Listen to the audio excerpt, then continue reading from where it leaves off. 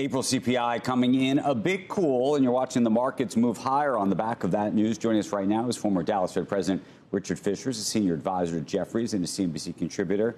What did you make of the number, and maybe what you think Jay Powell will make of this number? Well, look, I was thinking, listening to that last exchange that we had with Steve and others, it reminded me of what a former British Prime Minister said, which is not even love has made such fools of men and women as contemplating central bank policy. And I think this whole business, instant analysis is not analysis, it's a reaction. So we'll have to see. I wouldn't have been surprised if yesterday, when Powell spoke in Amsterdam and talked about holding steady, and basically the message was higher for longer, if he hadn't already known this number. Often the Fed gets it a little bit before it's released. And I would take those comments seriously. So there were some very good points made by Wendy and others. They're not going to move their target. No central banker in the world is going to get away from the 2% target. So they're not going to change policy based on a new target.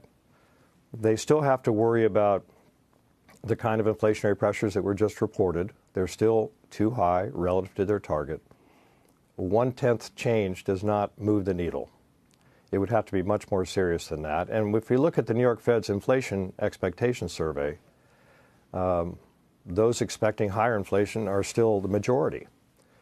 So there's a lot of entrails, Andrew, to be read here.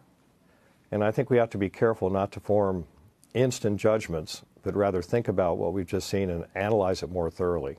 Well, so when you look at the Dow moving higher on the futures right now, up about 172 points, you think this is a knee-jerk and mistaken reaction? I'm not saying mistaken, but remember, 70% of the market is driven by algos and by momentum. So you leap on something. If you think it's going in the right direction, you keep pushing. But I think one of the key points here, and we've talked about this, Andrew, many times, is the government's borrowing schedule. Jamie Dimon referred to this yesterday. We're going to the market for too much. And as a result, the 1 year is still above 5. They shortened up where they're going to be in the bills and notes. The 10-year, on the other hand, the reaction this morning and the way it's been moving the last few days, I think it's been a very pleasant surprise. And that affects mortgages. And the key interest rate in the world is that 10-year U.S. Treasury. So the fact that it's now at 435 or wherever it is as we speak is probably a good move, indicating that it could be that the market's willing to digest, particularly the insurance companies and others, these huge Treasury auctions that are taking place. But at some point, that's what's going to hit the market. And right now, it's not so much Fed policy that's driving the curve further out beyond the notes. It's really the auction schedule. And we'll have to see what kind of numbers prevail and keep going and going and going higher, and how much they can get the market to digest.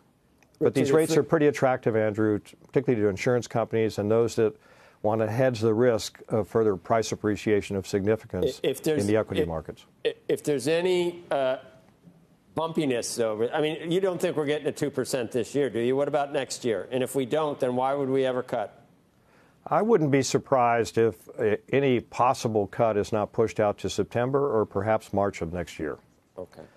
We'll have to see. But right now, again, I take seriously what Powell said yesterday in Amsterdam, and that is that they're likely to hold policy for the next couple of meetings, June and July.